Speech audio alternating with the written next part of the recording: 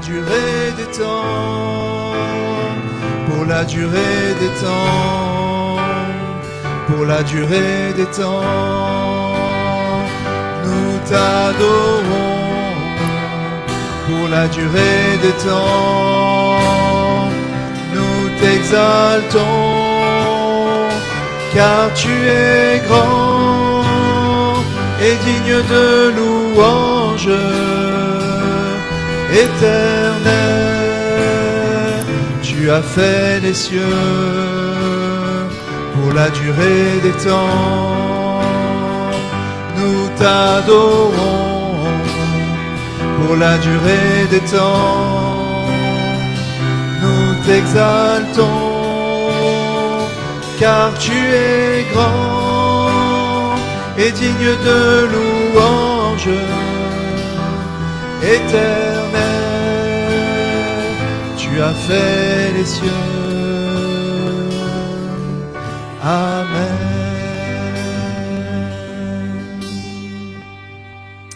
Alléluia, on veut donner gloire à Dieu ce matin. Alléluia, il est le Seigneur Tout-Puissant, il est saint. On fait partager ce matin sa toute-puissance, sa sainteté. Alors, on n'est pas saints nous-mêmes, mais Dieu nous regarde au travers du sang de l'agneau, au travers du sang de Jésus, et il nous voit pur, que son nom soit béni. Merci Seigneur, parce que si je reviens à toi d'un cœur repentant, un cœur qui délaisse son péché, bien en effet, tu es là et tu m'accompagnes et tu agrées ma louange. Alors qu'ensemble ce matin, on ne se prive pas de louer notre Dieu, qu'on ne se prive pas du fruit de nos lèvres qui célèbre son nom ce matin. Alléluia. Alléluia.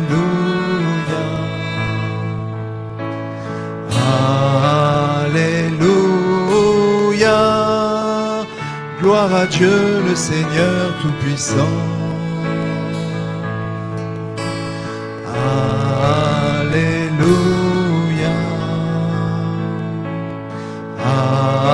Alléluia. Gloire à Dieu le Seigneur Tout-Puissant. Alléluia. Tu es saint, trois fois saint, Dieu Tout-Puissant, éternel. Louange à l'agneau, louange à l'agneau, car toi seul es saint, trois fois saint, Dieu Tout-Puissant, éternel. Louange à l'agneau, louange à l'agneau.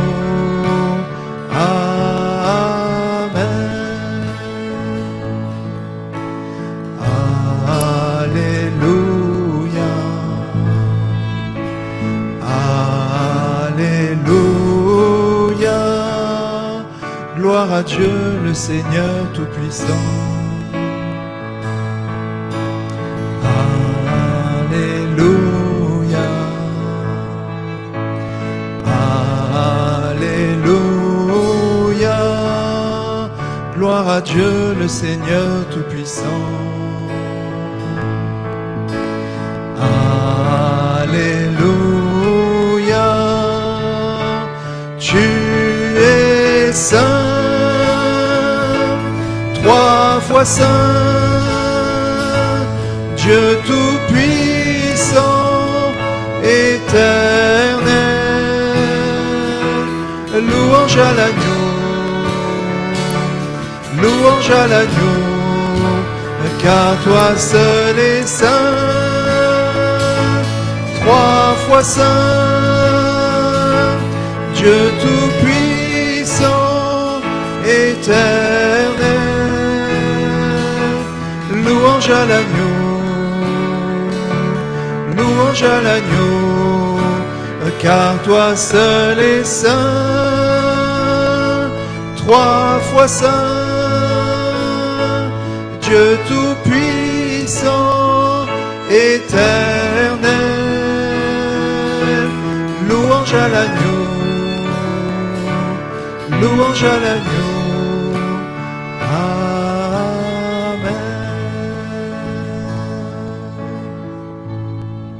Alléluia. C'est au Dieu trois fois saint ce matin que je vais apporter ma louange. Le Père est saint, le Fils est saint, le Saint-Esprit est saint également. Merci Seigneur parce que je veux réaliser que dans toute cette sainteté, je n'ai pas ma place sinon par le sang de Jésus. Je n'ai pas ma place parce que je suis un misérable pécheur, Seigneur, mais dans ton amour, Seigneur, tu l'as manifesté jusqu'au bois de la croix. Tu as donné ton Fils, le Saint, Seigneur, l'unique, afin qu'en effet je puisse avoir part à tes œuvres, afin que je puisse avoir part à ton salut. Alors je suis reconnaissant ce matin, je te dis merci. Oui, merci Seigneur, parce que tu as tout accompli pour ma vie.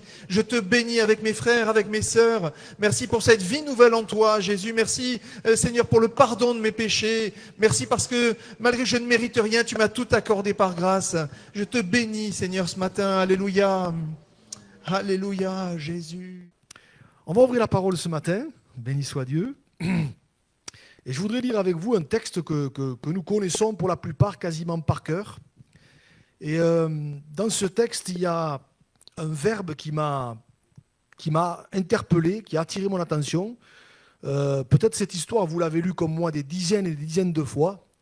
Et c'est ça qui a d'extraordinaire avec la parole de Dieu, c'est que parfois vous vous relisez et puis il y a un mot, il y a une parole qui vous attire, qui vous interpelle, et c'est exactement ce qui s'est passé quand j'ai relu ce texte avec ce verbe. Et on va vraiment réfléchir à ce verbe, et je crois vraiment, et je le disais hier soir, mais je vais le redire encore ce soir, je crois vraiment que peut-être, au travers de cette histoire, au travers de cette pensée qu'on va avoir ensemble, je crois vraiment que peut-être le Seigneur veut répondre à quelques-uns ou à plusieurs par rapport à des questions que vous vous posez. Il y a tellement dans nos vies parfois de pourquoi. Pourquoi, Seigneur, j'ai vécu telle et telle chose ? Pourquoi j'ai traversé telle et telle épreuve ? Pourquoi tu as permis que telle et telle chose arrive ? Et on n'a pas toujours les réponses. Ou du moins, bien sûr, on sait que la Bible dit que, on sait qu'il y a tel verset qui dit que, mais des fois, ce n'est pas toujours simple, ce n'est pas toujours évident. Je crois que ce qu'on va voir ce matin, eh bien, c'est une réponse du Seigneur pour chacun d'entre nous. Alors, on va lire cette histoire. Hein. Depuis hier soir, je l'ai encore réfléchi. Cette nuit, elle a encore mûri. Voilà. Et alors que hier soir, je me suis mis dans le lit, je réfléchissais, et puis il y a encore des choses qui me sont venues, et je ne sais pas si je redirai exactement la même chose que hier. Je vais certainement rajouter une ou deux choses que je n'ai pas dites hier, mais qui me sont venues pendant la nuit, et je crois que c'est important de les partager. Regardez avec moi Matthieu, chapitre 14, verset 22. Matthieu, chapitre 14, verset 22, on va lire jusqu'au verset 33, il est dit ceci. Aussitôt après, Jésus, il obligea les disciples à monter dans la barque et à passer avant lui de l'autre côté, pendant qu'il renverrait la foule. Quand il l'eut renvoyé, il monta sur la montagne pour prier à l'écart, et comme le soir était venu, il était là seul. La barque, déjà au milieu de la mer, était battue par les flots, car le vent était contraire. À la 4e veille de la nuit, Jésus alla vers eux, marchant sur la mer. Quand les disciples le virent marcher sur la mer, ils furent troublés et dirent « C'est un fantôme ». Et dans leur frayeur, ils poussèrent des cris. Jésus leur dit « Rassurez-vous, c'est moi, n'ayez pas peur ». Pierre lui répondit « Seigneur, si c'est toi, ordonne que j'aille vers toi sur les eaux. » Et il dit « Viens ». Pierre sortit de la barque et marcha sur les eaux pour aller vers Jésus. Mais voyant que le vent était fort, il eut peur. Et comme il commençait à enfoncer, il s'écria « Seigneur, sauve-moi » Aussitôt, Jésus étendit la main, le saisit et lui dit « Homme de peu de foi, pourquoi as-tu douté ?» Et ils montèrent dans la barque et le vent cessa. Ceux qui étaient dans la barque vinrent se prosterner devant Jésus et dirent « Tu es véritablement le Fils de Dieu. Amen. » Amen. Le verbe qui a attiré mon attention en relisant cette histoire, vous l'avez au tout début, dans le premier verset qu'on a lu, verset 22, où il nous est dit que aussitôt après, et ce aussitôt après, je vais y revenir à la fin, il obligea, et c'est le verbe qui m'intéresse, il obligea les disciples à monter dans la barque et à passer avant lui de l'autre côté. Je crois que c'est un verbe important qui est là. Il obligea. D'ailleurs, quand vous prenez la même histoire dans l'évangile de Marc, vous savez que quand vous lisez les mêmes histoires dans d'autres évangiles, parfois il y a des variantes. Ce n'est pas dit exactement de la même manière. Il y a des détails qui sont donnés dans un évangile qui ne sont pas donnés dans un autre. Mais quand vous reprenez la même histoire dans l'évangile de Marc, vous retrouvez ce verbe. Regardez Marc chapitre 6, verset 45. Il est dit, aussitôt après, il obligea ses disciples à monter dans la barque et à passer avant lui de l'autre côté. Donc, si ça revient, c'est que c'est important. Dans la Bible, quand vous lisez un texte et que vous faites la comparaison dans d'autres évangiles et que vous voyez qu'il y a des choses qui reviennent, c'est que c'est important. C'est important pourquoi ? Parce que on l'a souvent dit, je l'ai dit, et tous les pasteurs l'ont dit, habituellement, Dieu ne force jamais personne. On a toujours dit, j'ai toujours dit, que Dieu n'obligeait jamais personne à faire quoi que ce soit. L'évangile, c'est jamais une obligation, c'est toujours une invitation. Toujours. On se souvient par exemple de ce verset qu'on connaît par cœur, Apocalypse 3, verset 20. « Voici, je me tiens à la porte. Si quelqu'un entend ma voix et ouvre la porte, j'entrerai chez lui, je souperai avec lui et lui avec moi. » Et on sent bien que là, il y a une invitation. Je me tiens à la porte et je frappe. Si quelqu'un entend ma voix et veut bien ouvrir, alors j'entre.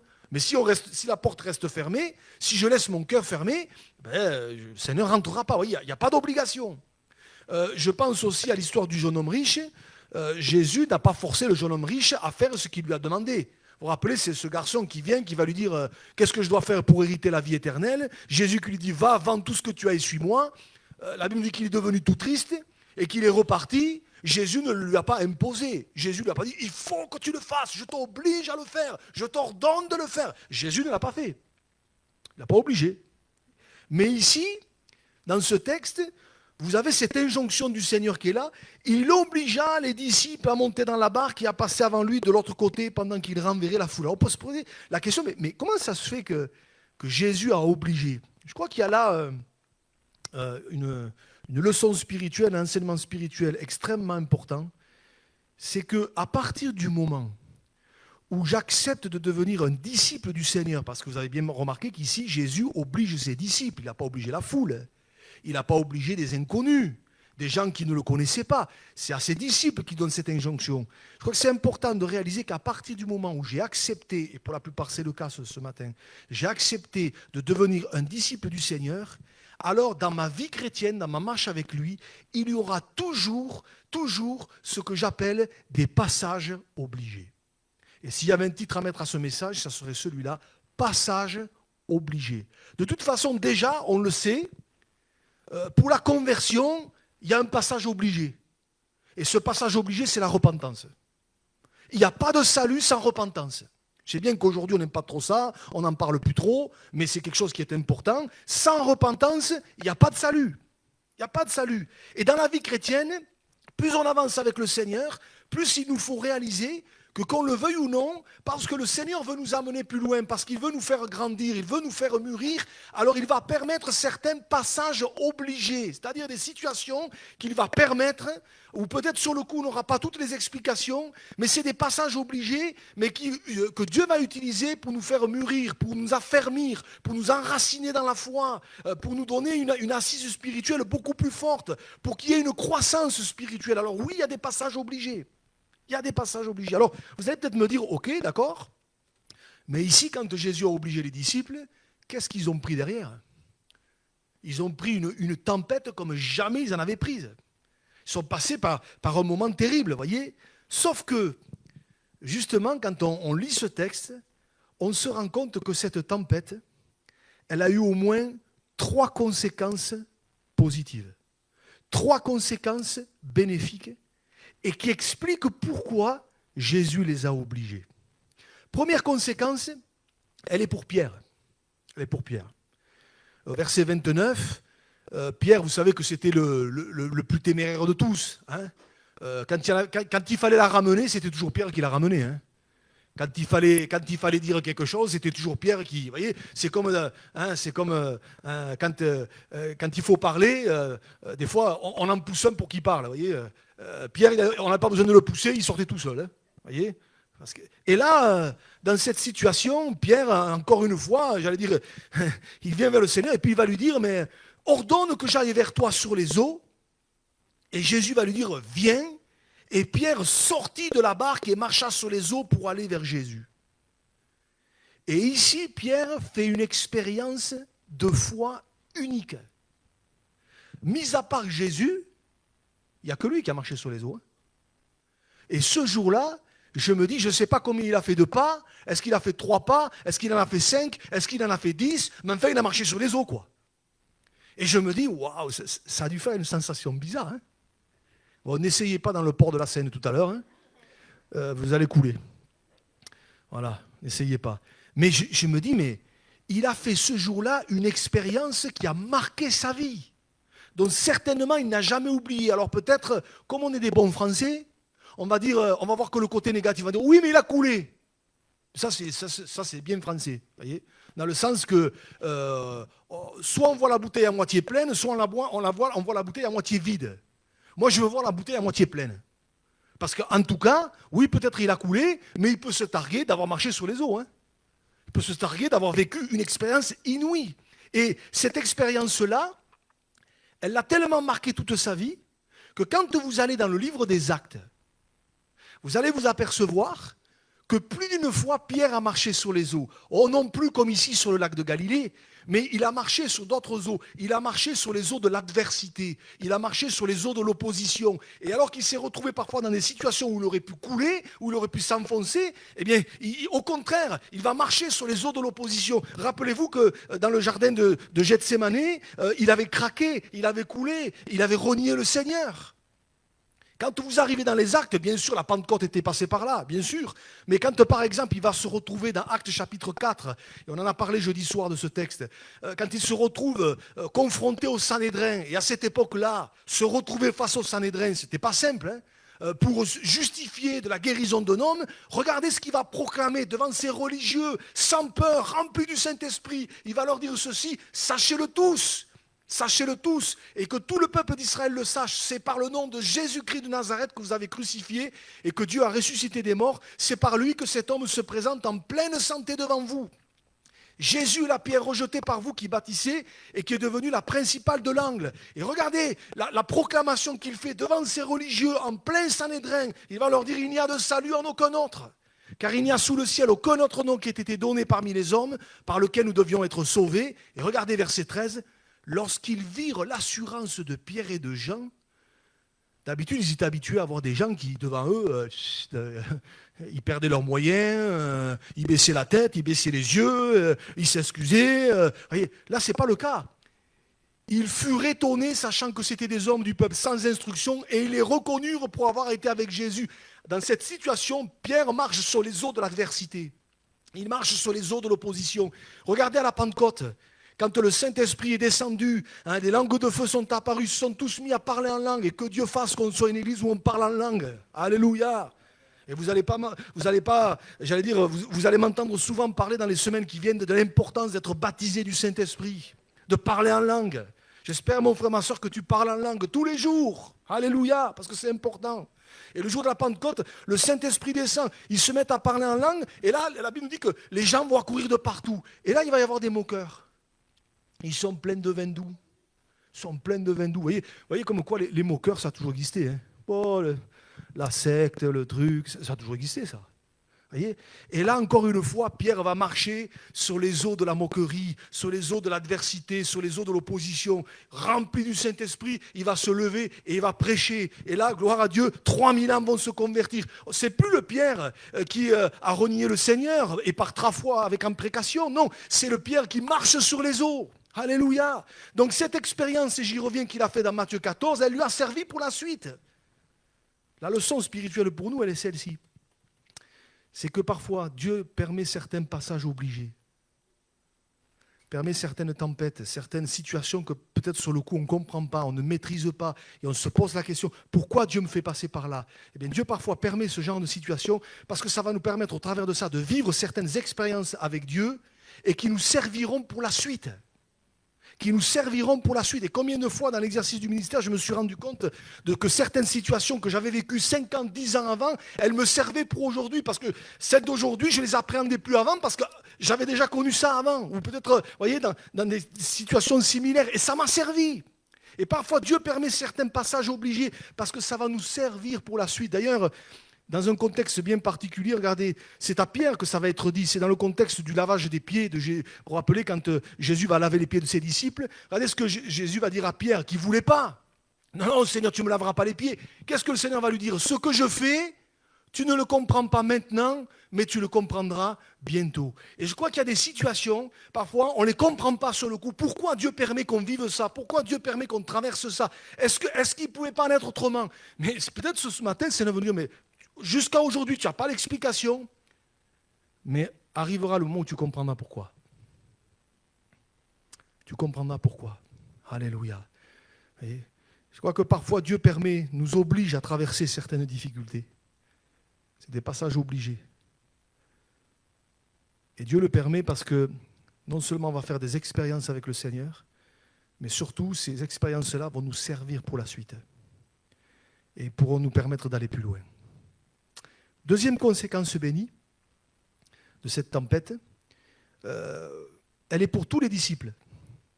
La conclusion de l'histoire, verset 33, il nous est dit ceci, il faut s'imaginer que quand ils sont sortis de là, ils sont sortis trempés, rincés. De la tête aux pieds, ils étaient trempés comme des soupes. Hein. Vous voyez, ils devaient être dans un état, mais alors pas possible. Hein. S'il y en avait un qui était passé au coiffeur avant, le brushing, il avait sauté. Hein. Il faut s'imaginer qu'ils sortent dans un état, humainement parlant, vous voyez, ça n'avait pas été simple.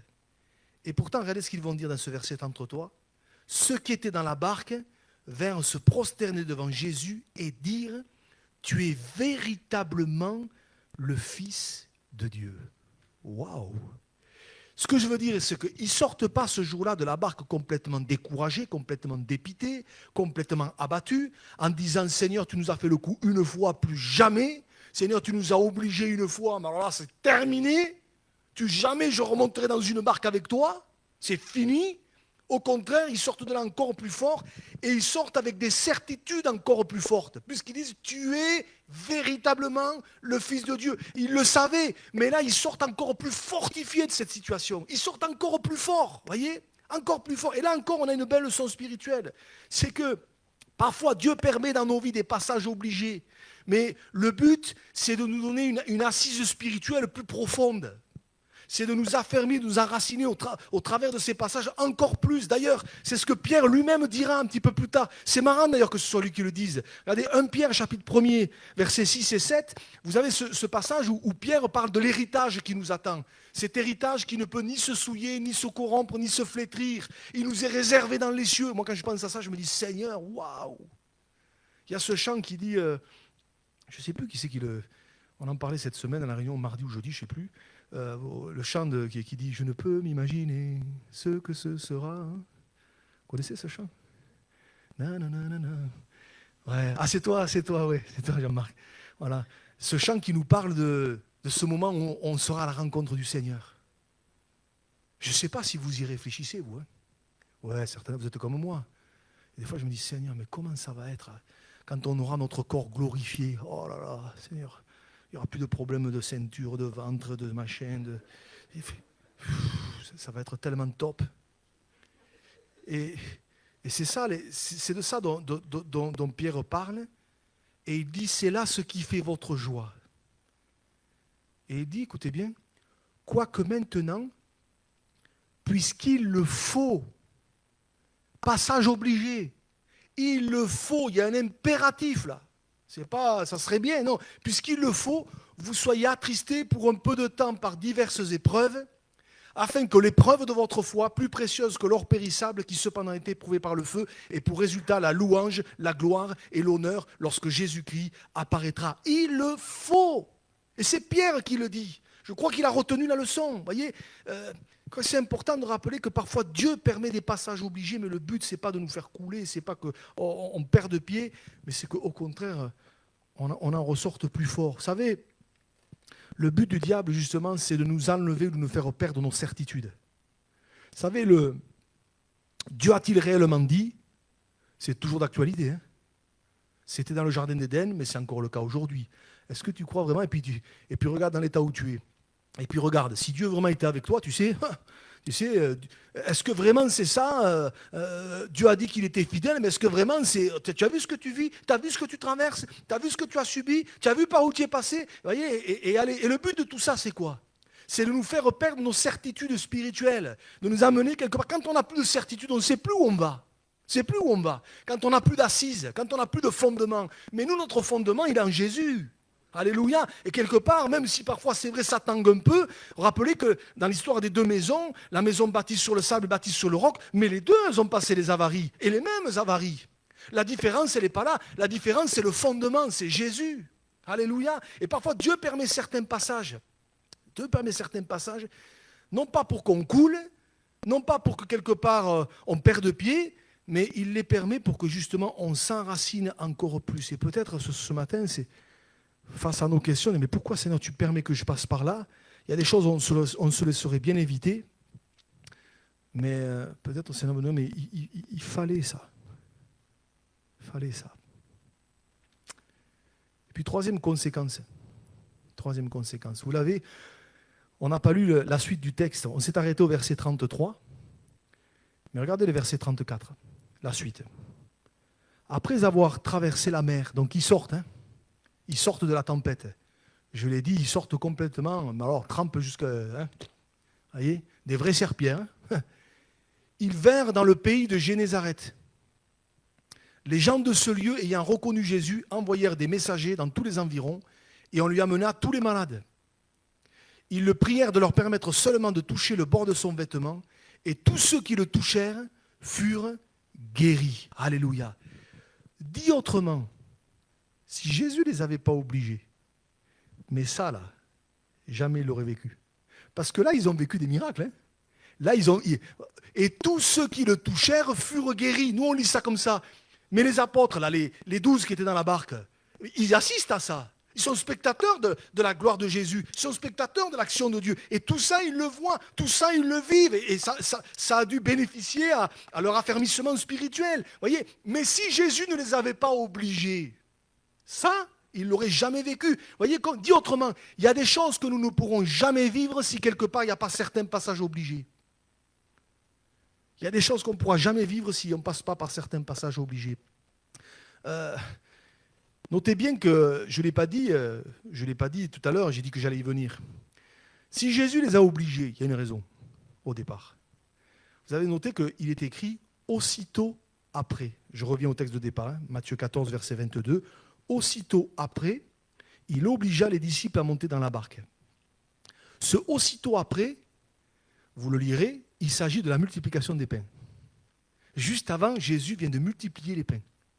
Donc, ils viennent de vivre, les apôtres, là, un moment de gloire. Des milliers de personnes sont nourries avec pas grand-chose. La gloire du Seigneur se manifeste. Et là, ils vivent un miracle en direct. Et c'est aussitôt après ça que Jésus les oblige. Pourquoi? Parce que la tentation aurait été grande pour les apôtres de dire, Seigneur, on est trop bien ici. On ne s'en va pas, nous. C'est une terre de miracles, là. Oh, pourquoi tu veux qu'on parte? C'est bien, là. C'est bien, on est bien ici. Tu viens de faire un miracle extraordinaire. Qu'est-ce qu'on va aller s'embêter aller de l'autre côté de la mer? Seigneur, on reste là, on est bien. D'ailleurs, vous vous rappelez que c'était déjà ce qui s'était passé plus ou moins lors de la transfiguration. Pierre, Jean et Jacques, qui sont sur la montagne de la transfiguration. Et puis là, Moïse et Élie apparaissent. Enfin, quelque chose de glorieux, quoi. Et puis bon, pour un juif, Moïse et Élie, c'est pas n'importe qui, c'est le top. Hein. Et là, vous vous rappelez ce que Pierre va dire? Ouh, Seigneur, il est bon que nous soyons ici. Hein.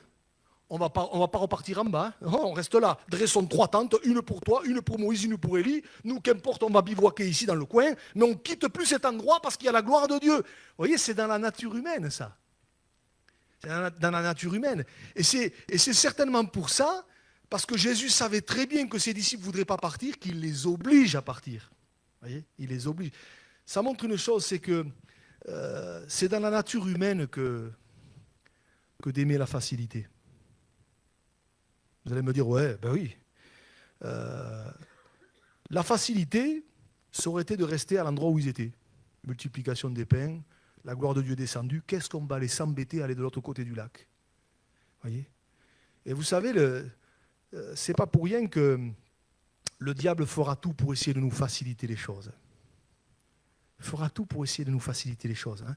Vous vous rappelez de Lot? Mais Lot, quand à un moment donné il s'est retrouvé devant un choix, quand il a levé les yeux, il a vu la plaine du Jourdain entièrement arrosée. C'était la facilité.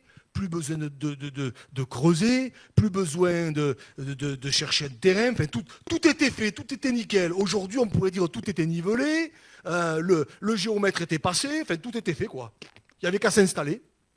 Voyez? Et quand il a vu ça, l'autre, il s'est dit, qu'est-ce que je vais aller m'embêter? Tout est prêt, là. J'ai plus qu'à me servir, j'ai plus qu'à m'installer. Alors on y va, la facilité. Et on sait ce qui est arrivé derrière, hein. On sait ce qui s'est passé derrière. Ça a été une catastrophe. Pourquoi? Parce que la nature humaine, elle aime la facilité. Elle aime la facilité. Et d'ailleurs, vous vous rappelez que Jésus va parler de ces deux chemins. Hein. Le chemin large et spacieux qui mène à la perdition. Ça veut dire, bon là, c'est tranquille, hein, c'est cool Raoul. Hein. On y va, on fait ce qu'on veut, comme on veut, il n'y a plus de règles, il n'y a plus de restrictions, il y a interdit d'interdire, on y va. Hein, ma liberté de penser, ma liberté de ceci, ma liberté de cela. Mais sur ce chemin-là, dit Jésus, il mène à la perdition. Il mène à la perdition. Et il y en a beaucoup qui sont sur ce chemin-là. Par contre, il parle du chemin étroit et resserré. Ah, ben le chemin étroit et resserré, c'est moins facile. Hein. Le chemin étroit et resserré, il est un peu plus escarpé, il est un peu plus ardu. Oui, certes, il y a quelques contraintes pour notre chair, certes, mais c'est le chemin qui mène à la vie.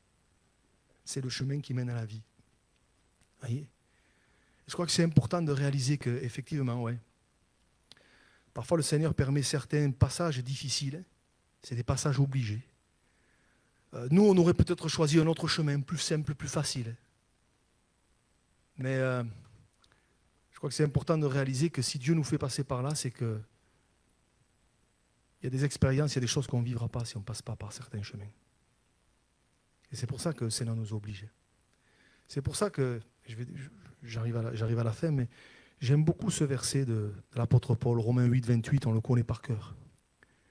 Nous savons du reste que toute chose concourt au bien de ceux qui aiment Dieu, de ceux qui sont appelés son dessein. Et ce que j'aime dans ce verset, c'est toute chose. Pas certaines, mais toutes choses, même les choses que je n'ai pas comprises. Même les choses qui sont même les chemins obligés par lesquels j'ai dû passer par la force des choses. Je n'ai pas choisi. Je n'ai pas demandé. Mais toutes choses concourent au bien de ceux qui aiment Dieu. Et je comprends pourquoi, quelque part, c'est important qu'on le réalise. Et en même temps, je me dis, mais finalement, au travers de tout ça, ce que le Seigneur nous demande, et je le dis souvent, ce n'est pas de tout comprendre, c'est de lui faire confiance. Je vais terminer par là.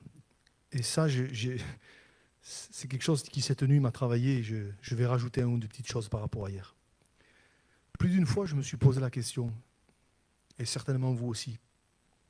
Seigneur, n'y avait-il pas un autre chemin que celui-là?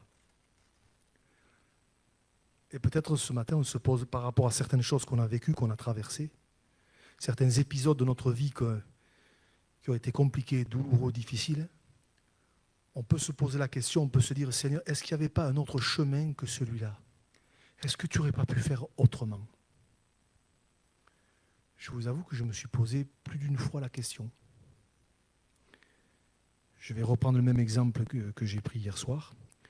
Pour ne pas parler des autres, je vais parler de moi comme ça. Je me suis toujours posé la question quant au décès de mon père. J'ai toujours dit au Seigneur, maintenant c'est fini.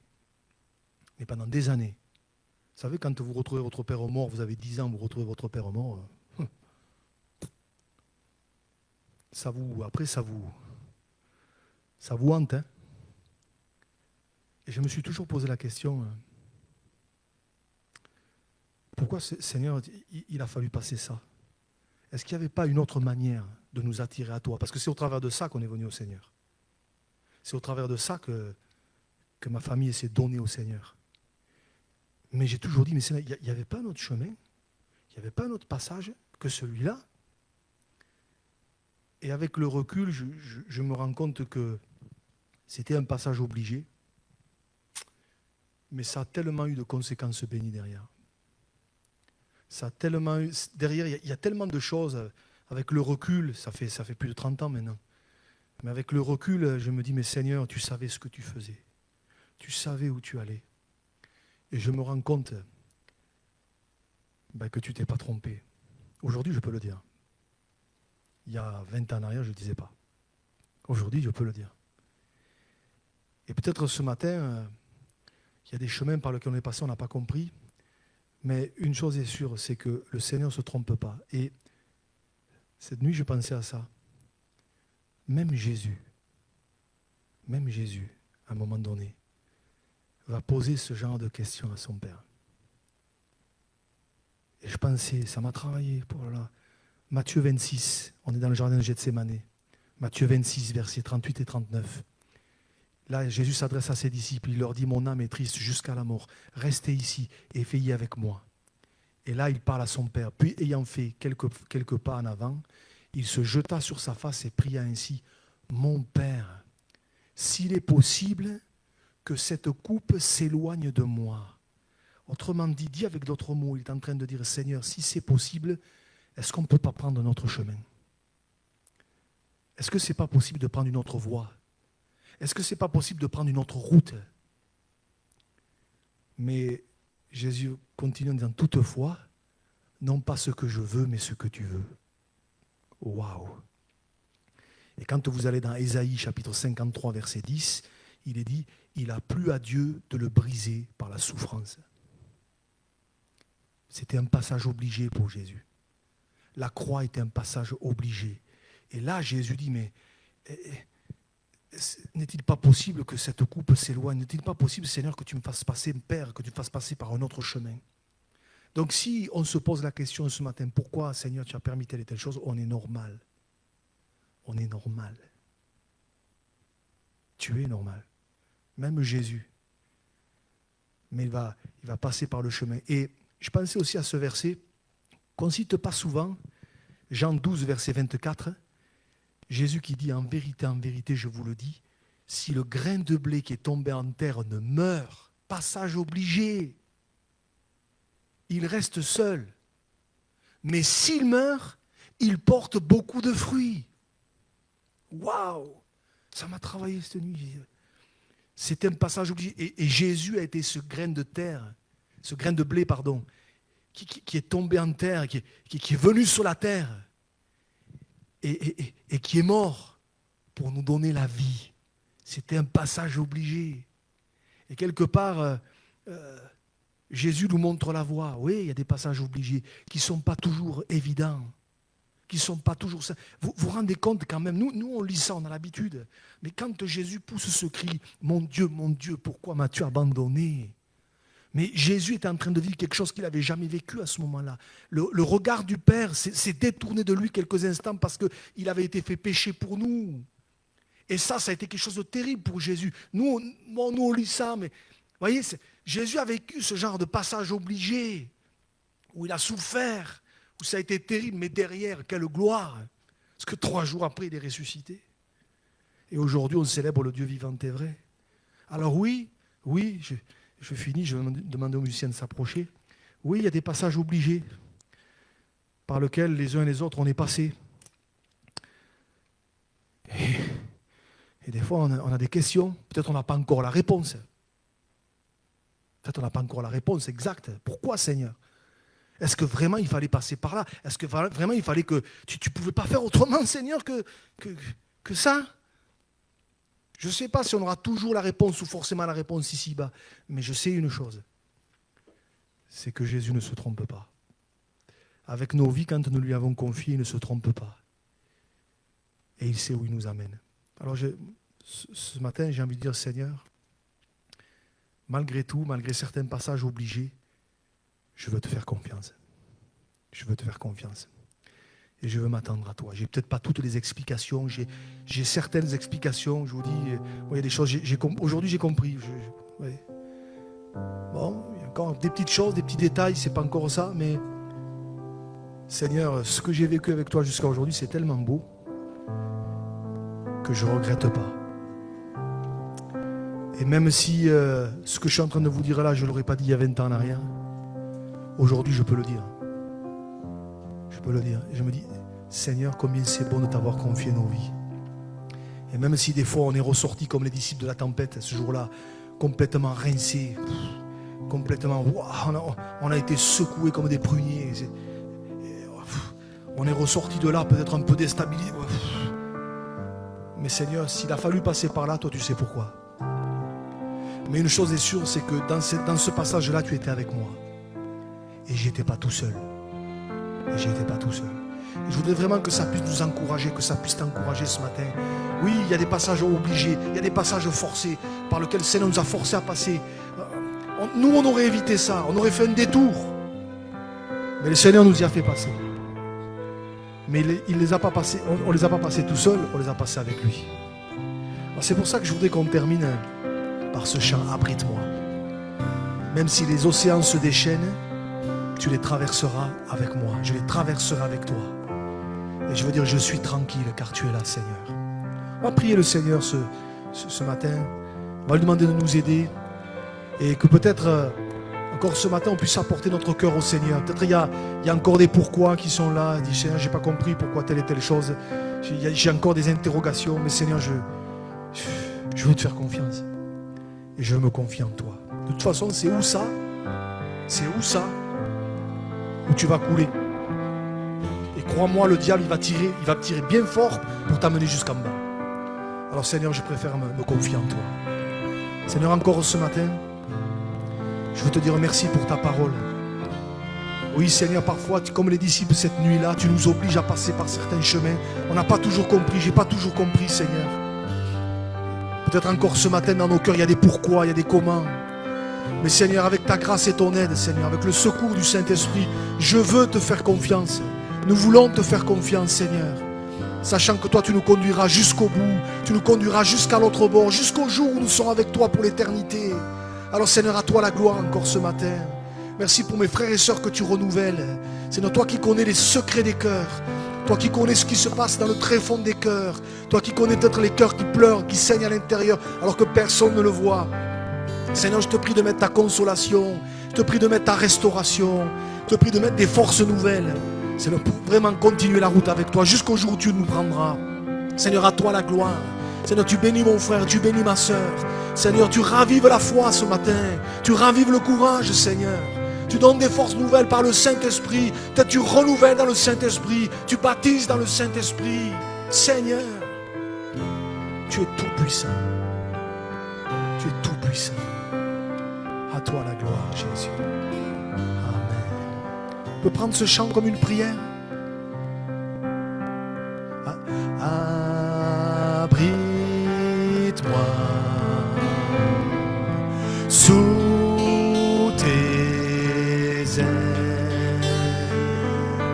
Couvre-moi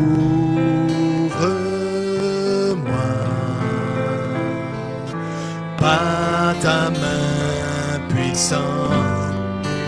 Même si les océans se déchaînent, je les traverserai avec toi. Père, tu domines les tempêtes. Je suis tranquille car tu es là. En Jésus, oui, Seigneur, je me confie. Il me donne force, calme et puissance. Même si les océans se déchaînent, je les traverserai avec toi. Père, tu domines les tempêtes. Je suis tranquille car tu es là. Même si les océans se déchaînent, je les traverserai avec toi. Père, tu domines les tempêtes. Je suis tranquille Jésus seul, en Jésus seul,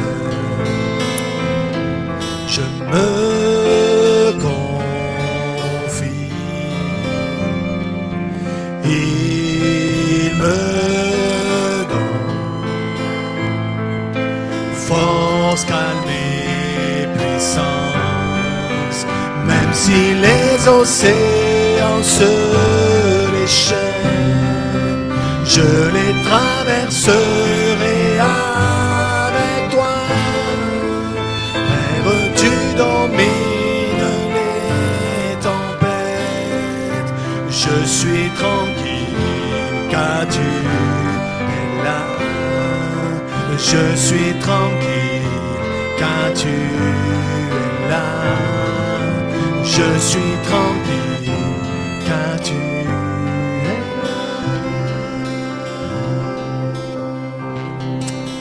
Amen. Amen. Seigneur, merci pour ta grâce. Merci pour le bien que tu veux nous faire, Seigneur. Je te bénis dans le nom de Jésus. À toi soit toute la gloire, Seigneur. Merci parce que nos vies, tu les conduis à bon port. Et tu sais où tu les amènes. Alors, Seigneur, je veux te bénir encore ce matin. Dans le nom précieux de Jésus. Amen. Amen. On garde ces choses sur notre cœur. Que Dieu vous bénisse et bon retour. Amen.